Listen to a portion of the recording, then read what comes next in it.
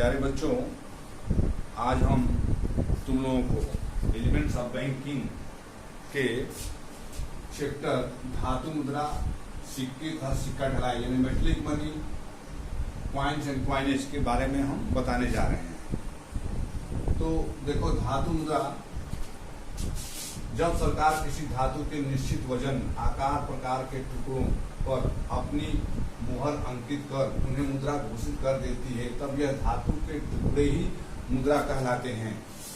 धातु की मुद्रा ही सरकार किसी भी आकार, प्रकार के या वजन के टुकड़े को लेकर के और वो अपना मुहर या चिन्ह उस पर अंकित कर देती है, तो वो धातु भी मुद्रा बन जाता है। अब इसकी विशेषताएं ये है कि धातु का होता है और इसकी छपाई टकसाल में होती है। टकसाल सरकार के द्वारा जो है वो स्थापित किए गए हैं और सरकार के अधीन चलते हैं टकसाल। मुद्रा का रंग रूप या आकार प्रकार सरकार के द्वारा निर्धारित किया जाता है।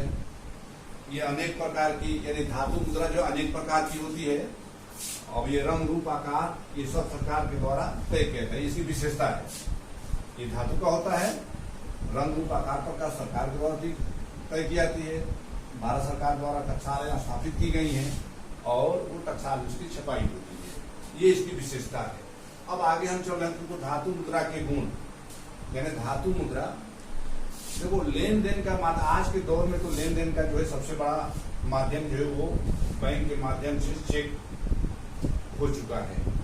मगर ये जो निचले यानी मीडियम क्लास या मीडियम क्लास से नीचे वाले जो लोग हैं वो सिक्कों का भी प्रयोग करते हैं। अब सिक्कों में जो देहात के क्षेत्र हैं या ग्रामीण क्षेत्रों में ज्यादातर सिक्कों का प्रयोग किया जाता है। किसान ज्यादा प्रयोग करते हैं, छोटे छोटे बच्चों को अपना सिक्कों में लेन देन आदान प्रदान करते हैं, जाते हैं, लेते हैं, देते हैं, सब सारे काम किए जाते हैं। धातु मुद्रा के हम गुण बता रहे हैं कि धातु मुद्रा जो टिकाऊपन हो, धातु मुद्रा क्या होता है, ये टिकाऊपन होता है। इसमें धातु मुद्रा में मुद्रा छापते वक्त टकसाल में जो मुद्रा छापी जाती है उसमें कुछ सस्ती धातु की मिलावट कर दी जाती है, जिससे वो टिका रहता है, मजबूत होता है, यानी हल्का धातु। तो पहले जमाने में आज से मुगलिया पीरियड के अंदर ये सोने या चांदी के सिक्के चला करते थे।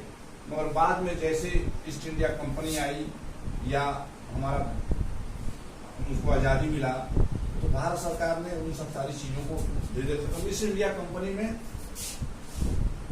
चांदी के सिक्के प्रचलन में थे और मुगल काल में तो प्रचलित ही नहीं थे। लास्ट में आते आते मुगल काल के, ये ब्रिटिश काल के अंत में चांदी के सिक्के समाप्त कर दिया गया और ये फिर हमारा जो है वो जब आजादी हमको मिली तो हमारे यहाँ वो सिक्के के स्थान पर अब दार्शनिक प्रणाली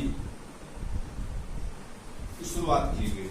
खैर उसके बाद हम बता रहे थे टिकाऊपन, कि धातु की मुद्रा जो है वो टिकाऊपन होती है, सड़ने गलने में इसमें कोई मसला ही नहीं है।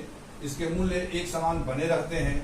एक समान बनने का मतलब ये है कि धातु जब अधिक मात्रा में रहेगी तब न जाकर कोई मुद्रा छापा जा सकता है। धातु अधिक मात्रा में उपलब्धि नहीं है तो मुद्रा अधिक मात्रा में नहीं छापा जा सकता है, इसलिए मूल्य हमेशा एक समान बना रहता है। वास्तविक मूल्य, धातु का मूल्य जो है वो एक वास्तविक है। जो मुद्रा छापी जाती है उसका जो आंतरिक मूल्य जितने का है, जैसे 5 रुपए का सिक्का है उसको छाप दिया गया तो गलाने पर जो उसका मूल्य मिल रहा है तो वो आंतरिक मूल्य हो गया। जो छपा हुआ है उसको जो 5 रुपए छपा हुआ सिक्का तो उसका बाह्य मूल्य है। तो ज्यादातर कोशिश ये होती है कि उसका आंतरिक मूल्य और वो वास्तविक मूल्य एक समान बना रहे। मुद्रा प्रसार का अभाव, धातु की मुद्रा प्रयोग में चलने के कारण मुद्रा प्रसार का भय नहीं बना रहता, यानी महंगाई नहीं बढ़ पाती। पुनः निर्माण, धातु की मुद्रा है तो सड़ने गलने कोई मसला ही नहीं, इसको दोबारा पिघला करके सिक्के छापे जा सकते हैं। धातु के रूप में प्रयोग, धातु के रूप में प्रयोग अगर ये चाहा जाए कि उन सिक्कों को गला करके, पहले जमाने में ऐसा हुआ करता था, साहूकार जो है सोने चांदी के सिक्के जब प्रचलन में रहते थे तो साहूकार इसको गला करके जब जो धातु महंगा हो गया उसके सिक्कों को गला दिया करते थे। गलाने के बाद और उसका प्रयोग अन्य कार्यों में वो किया करते थे। ये कहा जा रहा है कि धातु के रूप में इसको प्रयोग किया जा सकता है, यानी धातु की मुद्रा को। ये धातु मुद्रा के गुण हुए। धातु मुद्रा के दोष में बताने आगे जा रहे हैं कि वहनीयता का अभाव। वहनीयता माने ले जाने, ले आने, रखने, यानी धातु का मुद्रा है। देखो ऐसा हम लोग आजकल के दौर में क्या है, सिक्का लेते हैं तो लेना नहीं चाहते, इसी वजह से ना, तो पॉकेट मेरा वजन करेगा और ले जाने ले आने में परेशानी रहेगी।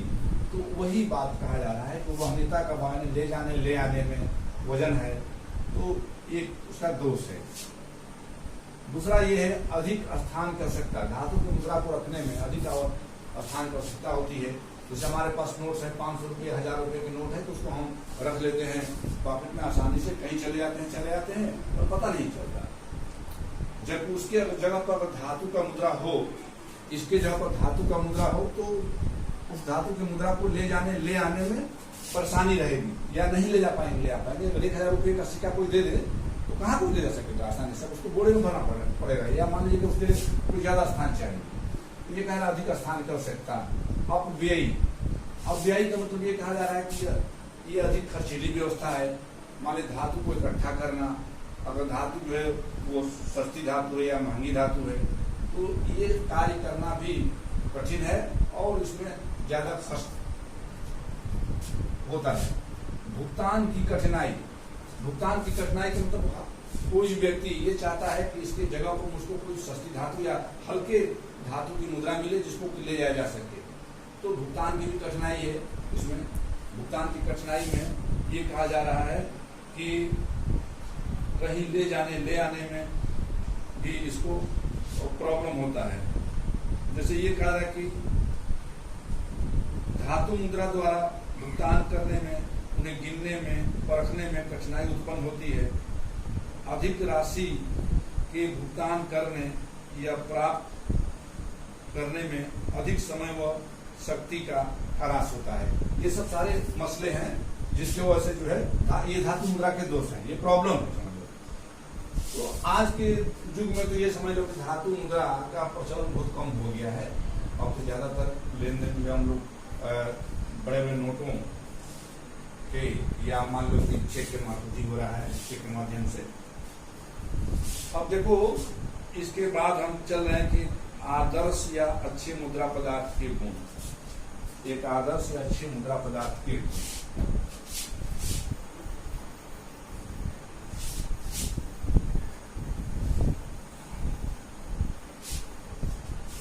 एक आदर्श अच्छे मुद्रा पदार्थ के क्या क्या गुण हैं, इसके बारे में हम उनको बता रहे हैं।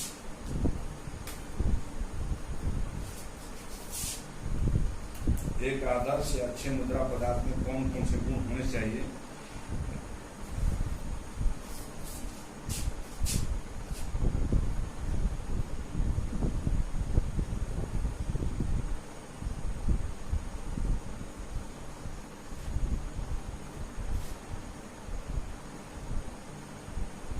आदर्श मुद्रा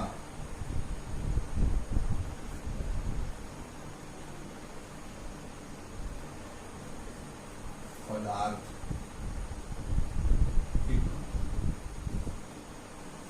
आदर्श मुद्रा पदार्थ के गुण। आदर्श मुद्रा पदार्थ का गुण ये है, पहला पहचानने योग्य।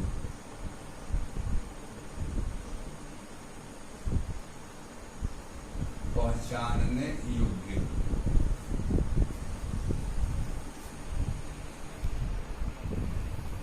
पहचानने योग्य। 2 नंबर है उपयोगिता।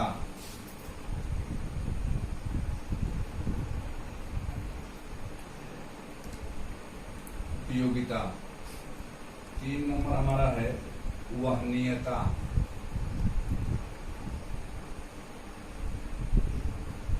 वहनीयता। 4 नंबर है ये विभाजकता।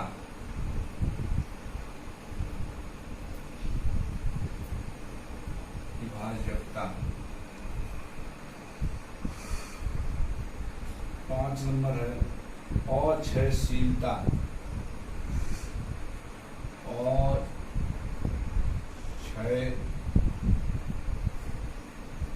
क्षयशीलता। क्षयशीलता 6 नंबर है मुद्रा में स्थिरता, मूल्य में स्थिरता।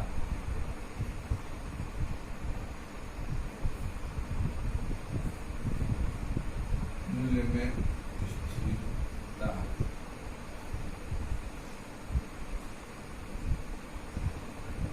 एकरूपता।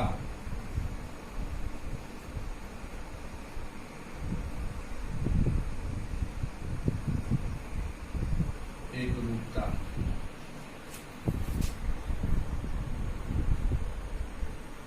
अगला नंबर 8 नंबर है मितव्ययी।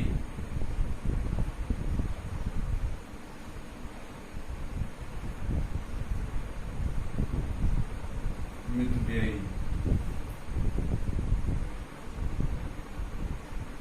लोचदार।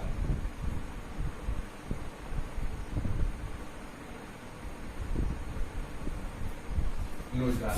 देखो आदर्श मुद्रा पदार्थ के गुण है। एक आदर्श मुद्रा पदार्थ में ये 9 पॉइंट्स हैं। ये नहीं पहचानने योग्य हो।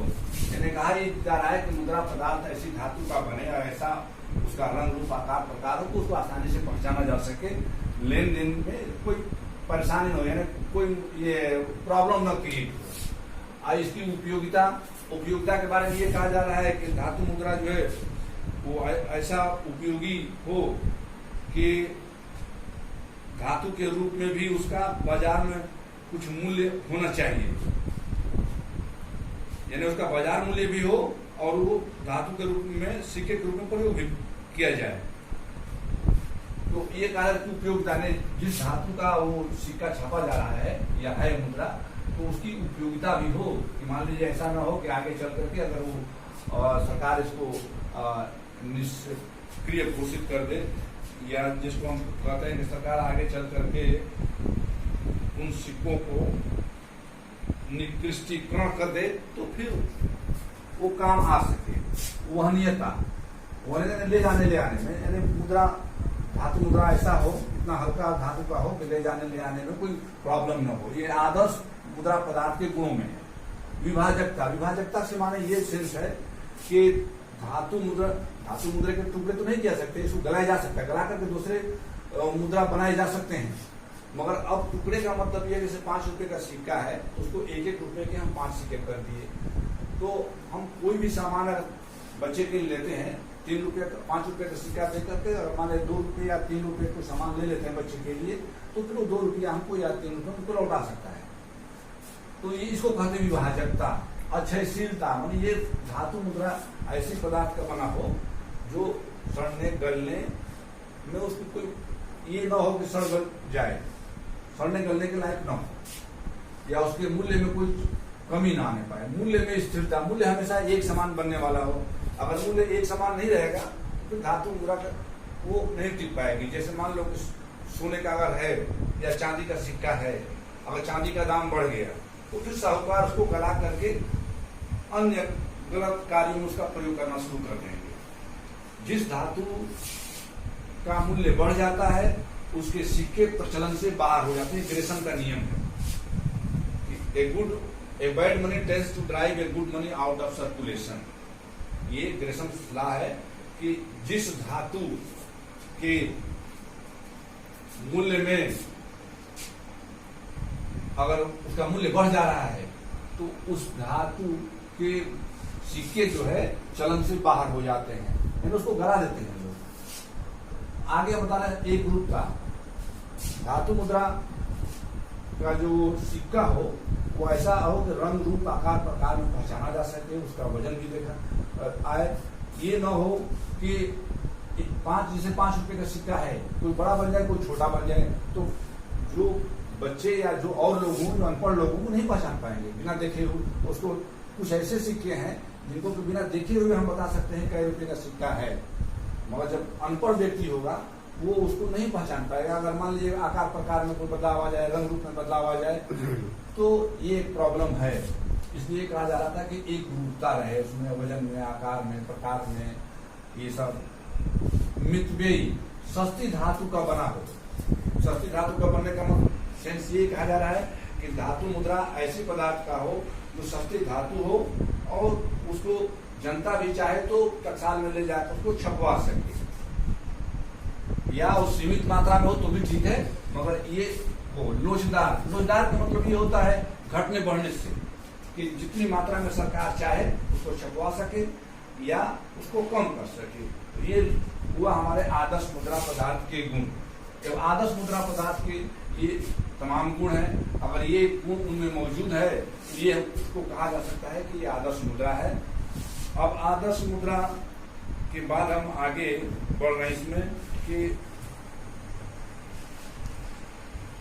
मुद्रा पदार्थ, मुद्रा ढलाई यानी क्वाइनेज। हम क्वाइनेज की तरफ चल रहे हैं। देखो क्वाइनेज,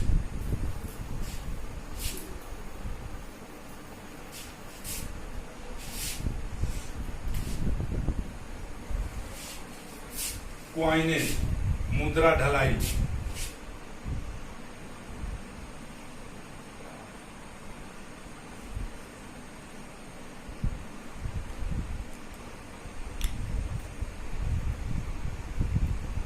मुद्रा ढलाई या टंकर।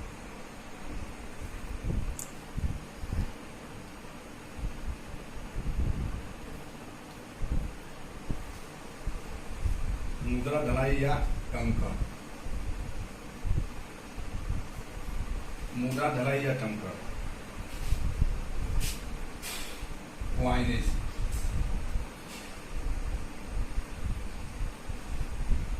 क्वाइनेज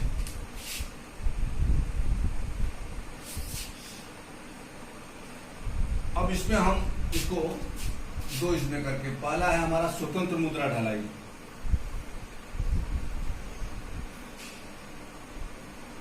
स्वतंत्र मुद्रा ढलाई,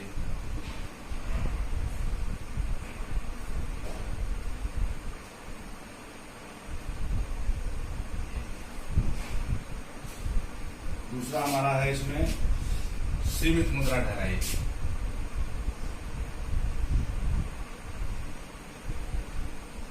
सीमित मुद्रा ढलाई,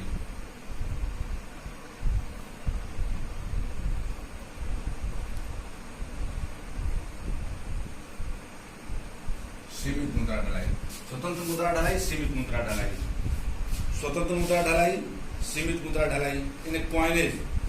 टकसाल में धातु ले जाकर के, टकसाल में धातु ले जाकर छपवाने की क्रिया को ही हम मुद्रा ढलाई या क्वाइनेज कहते हैं। अब इसमें ढलाई में है कि अगर टकसाल सरकार के द्वारा स्थापित किए गए हैं, बड़े बड़े शहरों में टकसाल हैं, टकसाल सरकार द्वारा स्थापित किए गए हैं, उन टकसालों में जनता अगर मुद्रा ले जाकर अपने, अब जनता जो है वो धातु ले जाकर के अगर सिक्का ढलवा रही है तो इसको स्वतंत्र मुद्रा ढलाई कहते हैं। और सरकार उस पर रोक लगा देती है कि नहीं, इतने क्वांटिटी में न होकर कुछ सीमित मात्रा में मुद्रा ढलाई का कार्य किया जाए तो उसको हम सीमित मुद्रा ढलाई करते हैं। मुद्रा ढालने की क्रिया को ही क्वाइनेज कहा जाता है। जब मुद्रा प्रणाली, मुद्रा ढाली जाती है तो अधिक मूल्य वाली शुद्ध धातु में हल्की धातु की मिलावट की जाती है। यानी जब मुद्रा ढाला जाता है, जब भी मुद्रा की ढलाई होती है तो सरकार उस धातु में कुछ हल्की धातु मिला देती है ताकि वो थोड़ा सख्त हो जाए, यानी कड़ा हो जाए। नहीं तो अगर अच्छी धातु है मुद्रा, जैसे सोने चांदी के सिक्के अगर बनाए जाएं तो मुलायम होंगे और वो फिर सिकुड़ सकते हैं। जैसे औरतों का जो जेवर बनता है तो औरतों के जेवर बनवाने में जो साहूकार होते हैं वो उसमें कोई कुछ न कुछ सस्ती धातु मिला देते हैं, उसी को हम बोलते हैं टाका। अब ये जो है टाका की मात्रा,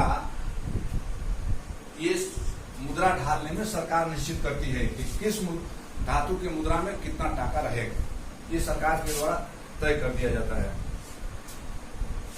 ये स्वतंत्र ढलाई, स्वतंत्र ढलाई, ये स्वतंत्र मुद्रा ढलाई। स्वतंत्र मुद्रा ढलाई में एक है कि शुल्क लेकर के ढलाई, एक है निःशुल्क और एक लाभ लेकर के। स्वतंत्र मुद्रा ढलाई में निःशुल्क ढलाई, सशुल्क ढलाई और लाभ लेकर। अगर जनता टकसाल में धातु ले जा रही है, जनता टकसाल में धातु ले जा रही है, तो सरकार जो है कभी कभी बिना कुछ लिए हुए निःशुल्क मुद्रा ढाल देती है। तो ऐसे स्थिति में क्या होता है कि लोग ज्यादा सिक्का ढलवा लेते हैं और फिर वो इन्फ्लेशन यानी महंगाई की जो है वो भय बनी हो जाती है। अधिक मात्रा में सिक्का ढालने से सशुल्क ढलाई यानी कुछ फीस लेकर सरकार जो है वो मुद्रा ढालने का काम करती है। और 100 लाख ढलाई, कुछ मामलों में या कुछ मैटर में सरकार जो है सिक्का ढालते वक्त जो है कुछ उस पर परसेंटेज लाभ भी ले लेती है, लेकर के वो मुद्रा ढालने का काम कर देती है, जनता अपना ले जाती है। तो सीमित मुद्रा ढलाई में जनता जो है वो धातु टकसाल में नहीं ले जा सकती, टकसाल में नहीं ले जा सकती। ये सरकार के द्वारा उसकी मात्रा सीमित कर दी जाती है। सीमित मुद्रा ढलाई के अंतर्गत लोगों को टकसाल से स्वतंत्र रूप से सिक्के ढलवाने का अधिकार नहीं होता। इस व्यवस्था में मुद्रा की मात्रा कम या अधिक करना ये सरकार ही कर सकती है। ये जो है हमारे सीमित मुद्रा ढलाई में है। तो इस प्रकार जो है ये मुद्रा ढलाई या कन्वर्ट क्वाइनेज जो है स्वतंत्र मुद्रा ढलाई, सीमित मुद्रा ढलाई। इस स्वतंत्र मुद्रा ढलाई में जनता ले जाकर के टकसाल में मुद्रा छपवा लेती है। सीमित मुद्रा ढलाई में प्रतिबंध है कि जनता नहीं ले जा सकती, या जनता ले भी जाती है तो उसकी मात्रा फिक्स कर दी जाती है कि आप इतने ही सिक्के ढलवा सकते हैं। सिक्के अधिक ढलवाने से वो मुद्रा स्फीति का भय बना रहता है। असीमित मुद्रा ढलाई में फिर हमारी आर्थिक स्थिति या हमारी जो होता है वो आर्थिक क्रियाएं करने में परेशानी होती है। इन सब सारी क्रियाओं में सरकार निर्णय लेकर के या सरकार की भूमिका अहम होती है। देखो आगे हम ये कहा जा रहा है कि सिक्के ढाले जाएं तो सिक्के जो है स्वतंत्र रूप से ढाले जाएं, शुल्क लिया जाए न लिया जाए, ये सब सरकार के ऊपर है कि सरकार जो है सिक्का ढलाई का काम करे। अब आज के जमाने में तो सिक्के तो है ही हैं, सिक्का ढाला जा रहा है, मगर अब ये सब जो है बहुत छोटी बातें हो गई हैं। सरकार जो है वो कुछ खर्च लेकर के सभी धातु की मुद्रा ढाल रही है और वो प्रचलन में है और जनता उससे अपने काम को कर रही है। सिक्कों का इन सिक्कों को सरकार कभी कभी जो है वो सीमित कर देती है या चलन से बाहर करने की भी वो घोषणा कर देती है या सिक्कों को बाहर कर देती है। उसको हम निकृष्टीकरण कहते हैं। जब किसी धातु में शुद्ध धातु की कमी हो जाए या मुद्रा घटिया या खराब हो जाए तो सरकार इसको जो है निकृष्टि डिबेसमेंट ऑफ कॉइन्स कहा जाता है।